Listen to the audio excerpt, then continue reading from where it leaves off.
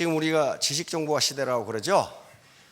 미래 사회가 어떤 사회일까? 이미 지식정보화 사회도 끝났다고 학자들은 말합니다. 미래학자들은 지식정보 사회가 끝났고 우리도 끝난 것 같아요. 끝났고 이제 드림 소사이어티, 꿈의 사회로 간다고 이야기하고 있습니다. 꿈의 사회에서 가장 중요한 것은 매력입니다. 매력.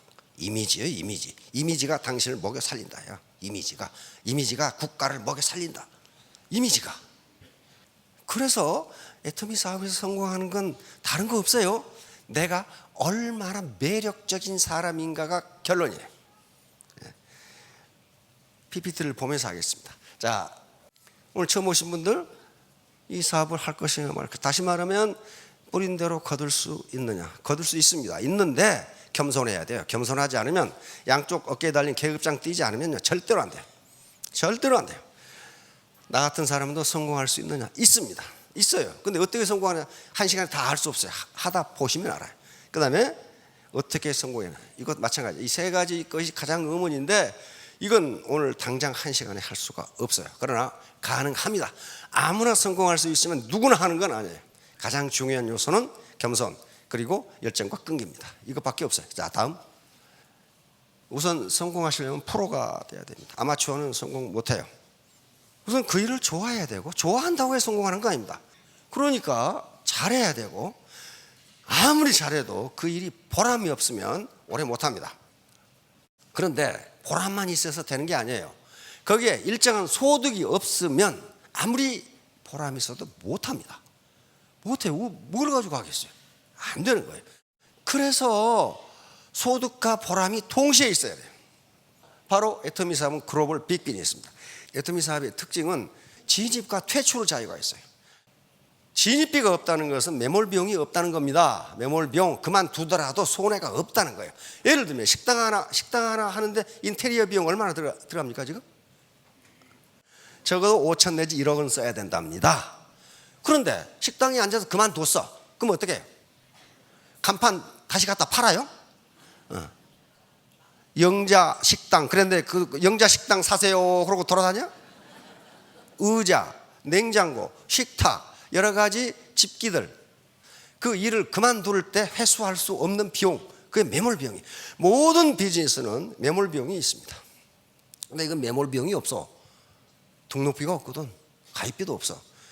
자, 이게 글로벌 빅 비즈니스예요. 사소한 사업이 아니에요. 한 달에 5천만 원을 벌 수 있는데. 그런데 세상에 공짜는 없습니다. 반드시 세 가지 공부를 하셔야 돼요. 먼저 헤드, 머리 공부. 여기 이성입니다. 이성. 애터미 사업의 본질과 핵심에 대해서 뭐 알아야 될 거 아니에요. 두 번째, 마음 공부예요. 파토스, 마음. 따뜻한 마음이었으면 나 혼자 잘 먹고 잘 살아야지 그렇게 해가지고 그런 일은 보람이 없어요. 얼마 못합니다. 통만 성공해야지, 원칙을 지켜야지 하는 따뜻한 마음이 없으면 성공 못해요. 다음에 몸 공부, 비즈핸드. 몸이 움직여야 돼. 몸이. 세 개, 헤드, 하트, 핸드. 이게 동시에 이루어져야 돼.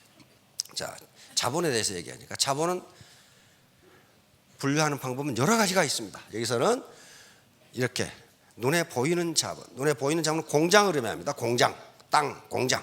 눈에 보이지 않는 자본, 무형 자본이라고 하는데 저작권, 특허권, 특히 인적 자본, 우리 몸에 들어있는 자본은 눈에 보이지 않습니다. 특히 우리가 지금 여기서 제 강의에서 하는 얘기 거의 대부분은 인적 자본에 관한 얘기입니다. 아무리 물적 자본이 많이 주어지더라도요, 인적 자본이 그것을 백업해 주지 않으면 그 물적 자본을 지킬 수가 없어요. 복권 당첨된 사람들이 잘 사냐 못 사냐에 대해서 하도 말이 많으니까 영국 BBC에서 그걸 조사를 했더라고요. 근데 복권 당첨자 중에 절반은 당첨되기 전보다 더 행복하게 산답니다. 절반은 완전히 거지가 돼버린대. 절반은. 그래서 어떤 사람은 더 잘 살고 어떤 사람은 거지가 되는가. 똑같이 복권을 당선됐는데 그건 바로 인적 자본과 관계되는 거예요. 그 돈을 감당할 만한 인격을 가지고 있느냐 하는 문제예요. 그러니까 아무리 물적 자본을 많이 줘도 인적 자본이 그것을 백업해 주지 않으면 그걸 지킬 수 없다는 거예요. 자, 다음. 이 피에르 브리드의 프랑스 이 사회학자인데 자본을 이렇게 나누면요, 왜 인간 불평등이, 사회 불평등이 나타나는 걸 금방 알 수 있어요. 이 피에르 브리드는 경제자본, 이거 부모로부터 돈을 얼마나 물려받았냐 하는 거예요. 많이 물려받으면 잘 살잖아요. 그렇죠? 이거 사회자본, 이것은 내 인맥이 어떤 인맥이냐 하는 거예요. 인맥. 이건 잘 살면 인맥이 굉장히 좋아집니다. 그 다음에 문화자본, 이건 상징자본. 학력이 얼마나 좋으냐 하는 문제인데, 이 세 개가 사회적 클래스, 사회적 계급을 결정한다고 봤는데, 영국의 캐서린 하킴 교수가 이 매력 자본이라는 게 있기 때문에 얼마나 매력 있느냐에 따라서 로워 클래스에서 아파 클래스 올라갈 수 있다. 자, 다음 데니얼 카너만, 2002년 노벨 경제학상을 받은 분입니다. 심리학자예요. 성공 여부를 좌우하는 것은 지능이나 학벌, 운이 아니라 무엇이다? 매력이다. 그래서 앞으로 성공 요인은 매력 지수가 얼마나 되느냐에 달려있다. 미래학자들이 이구동성으로 하는 얘기입니다. 이거 미래학의 대부라고 하는 사람인데 하와이 대학 교수거든요. 바로 이 사람이 앞으로 올 사회는 드림 소사이어티다. 드림 소사이어티는 게 뭐냐면은 당신의 이미지, 당신이 준 이미지, 첫인상, 그리고 다른 말로 하면 매력이 당신의 성공 여부를 결정한다. 똑같은 소리를 누가 했어요? 롤프 엔센이라고 하는 덴마크가 미래학에서 굉장히 앞서가고 있습니다. 근데 벌써 1990년대 이걸 발표한 거예요. 지금 지식정보화 시대로 가고 있는데, 지식정보화 시대 다음에는 어떤 사회가 올 것이냐 하는 걸 강의를 듣던 학생이 질문을 했어요. 그래서 깜짝 놀라가지고 연구를 시작하는데, 데이터 교수나 이분이랑 똑같이 드림 소사이어티, 당신의 이미지가, 당신의 스토리텔링이 당신의 일생을 결정한다. 옛날 농경시대에는 뭐가 부의 척도였어요? 토지예요. 땅을 많이 가진 자가 부자였습니다. 그 다음에 산업화 시대에 누가 부자예요? 기업가가 부자예요. 기업가가 가지고 있는 게 전부 자본입니다. 공장 가지고 있고, 땅 가지고 있고, 기계, 설비 이런 걸 가지고 있단 말이에요. 노하우. 그런데 지식정보화 시대는 뭘 가진 사람이 부자다? 지식과 정보예요. 지식과 정보. 구글, 페이스북 땅 가지고 있어요? 공장 가지고 있어요? 없잖아요. 지식과 정보입니다. 자, 그럼 다음 드림 소사이어티는 뭐냐? 이미지다. 이미지. 탐스 슈즈라는 미국의 신발 회사 있죠? 탐스 슈즈. 그 탐스 슈즈 한 켤레를 사면 한 켤레를 누구를 준다는 거예요? 후진국에 신발 없는 애들에게 신발을 준다, 그 말이야. 이게 뭐예요? 이미지야, 이미지. 인간의 본성 속에는 선행을 하고 싶은 본성이 있답니다. 선행을 하고 싶은, 내가 누구에게인가 베풀고 싶은 마음이 본능적으로 있대요. 그래서 아니, 내가 이 신발을 사면은 후진국에 맨발 벗고 다니는 애들에게 신발 하나 준다고? 그러면 사는 것 자체가 기분이 좋아져. 이게 이미지예요, 이미지. 그런데 스폰서라는 사람이 맨날 자기 직급 생각하고 자기 배만 채우려고 하면 이미지가 어때요? 안 되는 거예요. 이미지인데 그 다음에 뭐라고 그랬어요? 스토리텔링이에요. 자기에 대한 스토리텔링을 써보세요. 그래서 상상력과 창조성 이런 것들이 전부 이거하고 연결되는 거예요. 연결되는 거. 이것이 돈을 벌어준다. 이미 일찍이 현자들은 이렇게 이야기했어요. 내가 영업사원은 상품을 파는 게 아니라 뭘 판다? 나를 판다. 그러니까 내가 파트너를 가입시키는 게 아니고 내 이미지가 파트너로 가입하게 한다 하는 거란 말이에요. 무엇을 파는가? 지식정보화 시대까지는 제품을 팔았는데 제품 속에는 뭐가 들어가 있어요? 기술, 이건 이성입니다. 이성을 팔았는데 이제 기술의 진보가 상당히 올라오다 보니까 기술 수준이 거의 비까비까해. 그렇게 기술이 같아졌어. 그러니까 어때요? 이제 뭘 팔아요? 감성을 팔지 않으면 안 된다는 게. 감성이 이미지예요. 이미지. 요즘 기업 우리 이미 드림 소사이어티로 접어들었다고 미래학자들은 이야기합니다. 우리 한국도 그렇게 가고 있고 한국이 드림 소사이어티의 선두를 가고 있다 이렇게 얘기해요. 뭘 보고 그렇게 이야기하겠어요? 뭘 보고? 네? 한류, 기가 막히는 한류란 말이야. 한류.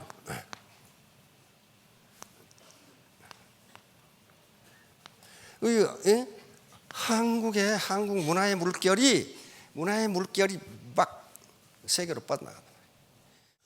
그 이미지가 가니까 동남아시아, 특히 한국을 선진국으로 보고 있는 동남아시아로 가니까 뭐가 많이 팔리기 시작해요? 화장품, 한국 화장품. 그러니까 동남아시아에 화장품 수출이 돼야 돼요. 엄청나게 많아지죠. 이미지가 앞서갑니다. 현대경제연구소에서 소녀시대가 경제에 미친 영향이 현대자동차가 미치는 영향보다 크다. 왜? 현대자동차는 자동차 한 가지에만 영향을 줘. 그렇죠? 소녀시대는 라면부터 자동차까지 다 줘. 이미지라고요. 이미지. 자, 드림 소사이어티는 감정을 파는 사예요. 감정을. 그래서 따뜻한 가슴으로 이어진 공동체를 만들겠다는 생각이 없으면 드림 소사이어티에서는 성공할 수 없다요. 문제는 나는 얼마나 쿨한 인간인가 하는 걸 봐야 된다는 거예요. Cross my cool. 나는 얼마나 매력적인 인간이냐. 이건 누구밖에 몰라요? 나밖에 몰라. 자, 다음. 이 사람 임상옥 아시죠? 드라마 상도. 젊은 사람들은 또 모를 수도 있네. 그래서 소설은 남아있어요. 최인호 선생의 상도라는 소설. 이 주인공이 임상옥입니다. 임상옥. 조선 정조에서 순조조에 이르는 조선 최고 부자입니다. 만상이죠. 이 사람이 한 말이에요. 이게 뭐라고 그랬어요? 재상 평려수. 재산 중에 최상은 물처럼 평평한 것이고, 스폰서 혼자 잘 맞고 잘 살지 말고 파트너하고 어떻게 하자? 동반 성공하자. 그러니까 임상옥도 다단계에 대해서 알고 있었던 것 같아. 지금 내가 가만히 보니까. 재물 중에 최상은 평려수, 물처럼 반반한 것이고, 인중 뭐예요? 직사형. 이 중간 가운데라는 뜻이 아닙니다. 최고는 그 말이에요. 사람 중에 최고는 저울처럼 바른 것이다. 애터미 사업의 핵심이에요. 핵심이라고요. 여기 드세요. 재상 평려수. 재물 중에 최상은 물처럼 반반하는 것이다. 다 나 혼자 잘 먹고 잘 사는 게 아니고 다 같이 잘 사는 것이다. 인중 직사형. 사람 중에 최고는 저울처럼 바른 것이다. 요 말을 해놨어요. 장사란 이익을 남기는 보다 뭘 남기라고요? 사람을 남기는 것이다. 사람이야말로 장사로 얻을 수 있는 최고의 이윤이며, 따라서 신용이야말로 장사로 얻을 수 있는 최대의 자산인 것이다. 그래서 늘 강조하는 게 사람 중심 사업을 하라고 이야기합니다. 사람 중심 사업을 하라. 직급 중심, 돈 중심 사업을 하지 말고, 그 허상을 쫓지 말고 사람 중심 사업을 하라. 왜 그래요? 파트너가 성공하면 나도 어떻게? 성공하니까 그런 거예요. 사람을 키우면 내가 밀려 올라간다. 내가 밀려. 그래서 우리 어떻게 해야 돼요? 여시구진. 여시처럼 간다 그 말이 아니고, 시대의 흐름에 맞추어 함께 굳잡니다. 함께 손잡고 같이 가자. 나와 파트너, 내 가족 라인과 형제 라인이 손잡고 같이 가자. 그래야 살아요. 그래야 손잡고 함께 가니까 지식과 지혜가 합해지지요. 합해져. 그러니까 성공하는 거예요. 자, 다음 우리 안도현 시인의 시입니다. 가장 유명한 시 중에 하나입니다. 연탄재 함부로 차지 마라. 너는 누구에게 한 번이라도 뜨거운 사람이었느냐. 자기 동굴에 갇혀가지고 자기만 옳다고 생각하는 사람은요, 한 번도 다른 사람을 위해서 자기를 태워본 적이 없어요. 네, 따뜻한 사람이 되자. 바로 warm heart. 이건 심리학적으로 매우 중요한 실험 중에 하나입니다. 솔로몬 해시라고 하는 게슈탈트 심리학이라고 하는 심리학이 있습니다. 게슈탈트 심리학은 여기 앞에 이 아름다운 숙녀, 이 숙녀분의 코가 아름답다 해서 코를 딱 따오고, 이분의 눈이 아름답다 해서 눈을 딱 따오고, 이분은 볼이 아름답다 해서 볼을 딱 따와서 또 여기서 입을 딱 따와서 그걸 맞춰놓으면 어떻게 된다? 괴물이 된다는 거예요. 괴물. 다시 말하면 전체는 부분의 합이 아니다. 전체는 부분의 합이 아니다. 이거 게슈탈트 심리학이에요. 그게 맞아요. 그게 맞다고. 그래서 대학이니까, 심리학 교수니까 대학에서 한 강사를 소개하는데, A 클래스에 가가지고는 이 강사는 이런 사람이다 이렇게 소개했어요. 지적이고 숙련, 그러면 다 같죠. 여기만 달라요. B반에 가가지고는 이렇게 소개했어요. 그러니까 하나만 다르죠. 하나만 다른데 따뜻하다고 소개한 반에서는 이 강사를 모든 걸 높이 평가하더라는 거예요. 그리고 강의 수강 태도가 매우 좋고 나중에 토론 태도도 매우 좋아. 그런데 요 강사는 똑같은 사람입니다. 똑같은 사람이에요. 지금 똑같은 사람을 A 클래스는 이렇게 소개하고 B 클래스는 이렇게 소개했어요.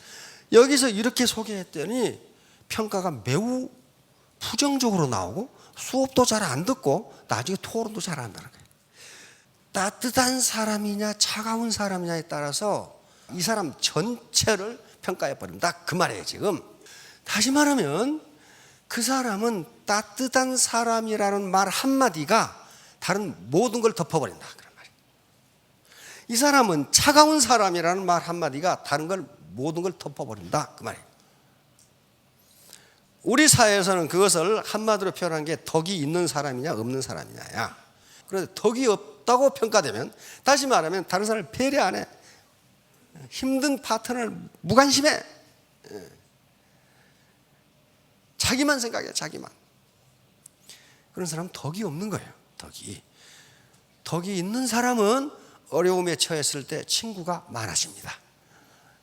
고속도로에 달리다 보면 정체가 있어요. 그렇죠? 근데 정체가 나는 이유가 몇 가지가 있습니다.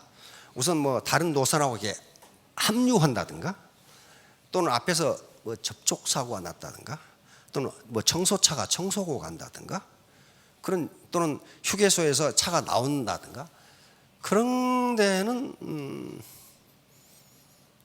정체가 일어날 이유가 있습니다. 그런데 아무 이유 없이 정체가 일어나.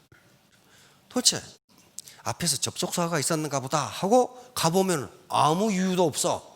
그런데 정체가 일어난단 말이에요. 그런 정체를 뭐라고 부릅니까? 그런 정체를 유령정체라고 부릅니다. 어떤 유령이 나타났어. 유령정체, 팬텀 트래픽. 뭐 정체될 이유가 없는데 정체가 되는 거란 말이에요. 팬텀 트래픽. 영어로 있는 거 보니까 우리가 연구한 게 아니죠. 미국, 독일, 캐나다 똑같이 이런 현상이 나타나는데 좀 우리보다 덜 나타납니다. 왜 이게 이런 정체가 생기는가 해서 물리학자들과 교통학자들이 연구를 해본 결과 몇 가지 이유가 있어요. 우선 가만히 생각해 보세요. 이론적으로 고속도로 위에 자동차가 쭉 늘어서 있으면 그것이 일정 속도로 달리면 정체를 해야 할 이유가 하나도 없어요. 왜 정체가 됩니까? 그대로 쑥 가는데 그냥 물 흐르듯이 흘러가면 될 거 아니에요. 그런데 어떤 이유로 앞차가 브레이크를 밟아? 그 어떤 이유는 많아요. 휴대폰을 전화를 한다든가, 안 그러면 과자를 먹으려고 꺼낸다든가, 재채기를 세게 한다든가. 그러면 그 뒤에 따라가는 자동차가 추돌을 하지 않게 해서 브레이크를 밟아. 그렇죠? 브레이크를 밟으면 어때요? 그 파고가 계속돼. 그래서 맨 끝에 가면은 차가 전부 멈춰. 그 시뮬레이션을 해보면 일반적으로 앞차가 움직이고 뒷차가 움직일 때까지가 1초 걸린답니다. 1초. 바로 못 움직이죠. 앞차 가는 걸 보고 나도 가야 되니까. 1초 걸리는데 이 뒤에 차가 600대가 있으면 어떻게 되겠어? 600초가 걸리는 거야. 뒤에 놈은 서 있는 거야, 가만히. 여기서 정체가 일어나요. 정체가 일어나는데 여기에 심리적 기제가 작용하고 있습니다. 뭐냐면은 손실 회피 기제라는 게 있어요. 손실 인간은 아까 전에 이 다니엘 카네만 노벨상 받은 분 있죠? 이거 연구해서 노벨상 받았어요. 여러분들이 먼저 연구했다면 노벨상 하나 받는 건데 그래서 이분의 결론은 뭐냐면은 인간은 이익을 보기 위해서 행동하는 것이 아니라 손해를 보지 않기 위해서 행동한다. 손해. 자, 갑자기 말이지 하늘에서 100만 원이 뚝 떨어졌어. 이건 주인도 없고 아무것도 없어. 하늘에 100만 원이 뚝 떨어졌어. 어때? 기분이 어때요? 기분이 엄청 좋죠. 엄청 좋아. 그때 기분 좋은 것을 10이라고 합시다. 재즈게 기분 좋은 거죠, 10. 그래 지하철에서 어떤 놈이 내 100만 원을 소매치기에 갚았어요. 그때 어때요? 디스유틸리티. 절망감이 들어. 기분 나쁘죠? 그러면 100만 원을 공짜로 얻었을 때의 플러스 기분과 100만 원을 어떤 놈이 소매치기에 갔을 때 마이너스 기분, 어느 것이 크냐 하는 문제. 마이너스 기분이 훨씬 큽니다. 이 학자들이 많은 경우를 연구해 보니까 그것이 2배 반이에요. 다시 말하면 요 사람이 자꾸 끼어드는 이유는